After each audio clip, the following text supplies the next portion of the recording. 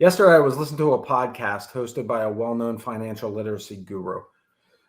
A listener called into the show and asked for advice about buying a new home, in this crazy market, right?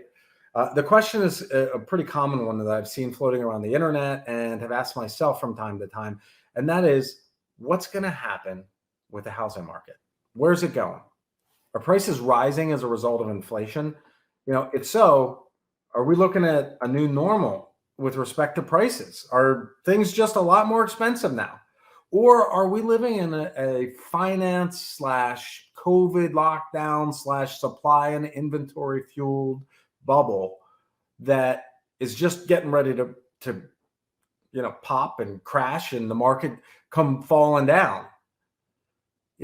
This would be the point in the video where I'm going to give you my advice on what I think is going to happen and all that kind of stuff. Probably throw in some stats supporting both arguments and then tell you what my outlook is. But if I did that, we'd both be missing the point. And the point is that, any uncertainty in the housing market is only uncertainty with respect to the property prices during a really short moment in time, right? And you only are able to actualize or touch those property prices or those values when you're refinancing or when you are, selling the property. That's really the only time it matters. So most of the time, what we're dealing with is fear and uncertainty of people entering the housing market at this moment, right? Buyers are fearing getting caught during this little moment in time and losing their shirts because prices dropped momentarily. Okay, so this isn't an unfounded concern, right? It's concerning not knowing what's going to happen next. And if your hands are tied and you're looking at rent costs are going up, or you've got money that you're looking to put into play in an investment property, it's like I feel like I got to buy a piece of real estate. Well, the uncertainty and the problem with uncertainty is that the implication is this huge loss. And if we realize that, number one, we can minimize any losses that we have if we make the right decisions. And number two, the loss is not going to be that big of a deal if we are properly prepared to buy in the first place, right? So let's talk about how we can wipe out some of this uncertainty. And number one is prepare. And the question is, can you afford this piece of property? That's a really big deal, right? We're not just talking about the down payment. You might be able to scrape some money down or together for a down payment, or you scrape your 20% or 30% down on an investment property. You got the money aside. But what happens during the downtime when you've got to put tenants in, or where there's a lapse in tenancy, or where you have to do repairs, or maybe or we have a COVID shutdown? Can you afford that additional monthly payment in your income and expenses for your household? Do you have cash reserves for those times of uncertainty that you can use to build and continue to grow if and when things go bad? If you do, that's great. All right, sounds good. Do you have a steady and predictable income if this is your primary residence, or the very good likelihood of obtaining that consistent and predictable income from a tenant if this is an investment property? The answer is yes. Okay, well, maybe we keep going. There we go. There's our preparation. Next thing is the plan. You got to have a planned exit for this property, even if it's upon your death, right? How long do you want to own this place? If it's a fix and flip property, your answer is going to be completely different, and your analysis of buying this asset in an uncertain time frame is going to change. If I know that over the next 6 months I'm looking to buy, renovate, and resell this property, it's probably realistic to assume that I've got a pretty good discount on the property. Well, if I'm not a very significant discount, I'm not getting into a fix and flip.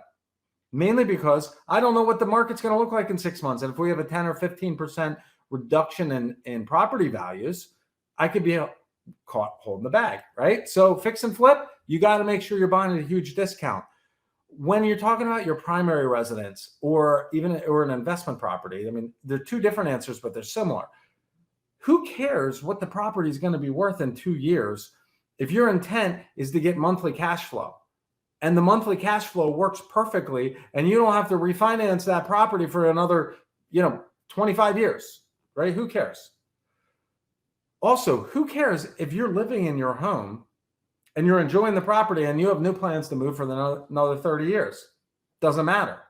When it does matter is when that cash flow asset doesn't quite cash flow like we thought, and we can't liquidate it, right? Or when we got to move in 3 years with that primary residence, and now all of a sudden we got to sell in not the best market. You got to determine what your exit's going to be on that place. Are we going to keep it forever, and if so, property value, what does it really matter? It just matters what your cash flow is going to be on that property and how you can gain equity in the property through paying that down, right? All right, so what is my end goal for the property? That's going to be our last question that we got to ask. Is this a place to live? And then does it fill those needs? If you need a 5-bedroom house and you're buying a 3-bedroom house, you better have a lot of value add, or you better realize that it's not going to fill that need.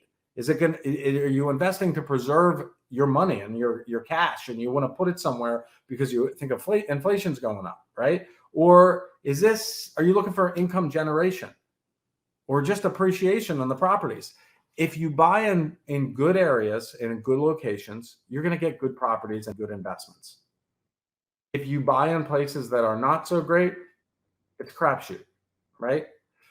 So ultimately, there is very little uncertainty when it comes to housing, just in general. We all need a place to live.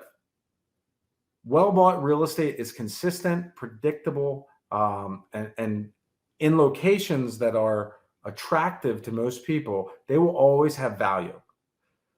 The time to buy is the time that's right for you. When you're financially prepared, when you have a clear exit strategy and an appropriate timeline, and when the asset fits the needs and goals for that money in your budget and in your life. There's a right time and a wrong time to buy, but it has nothing to do with the market. Prepare for, plan for, and find the right property.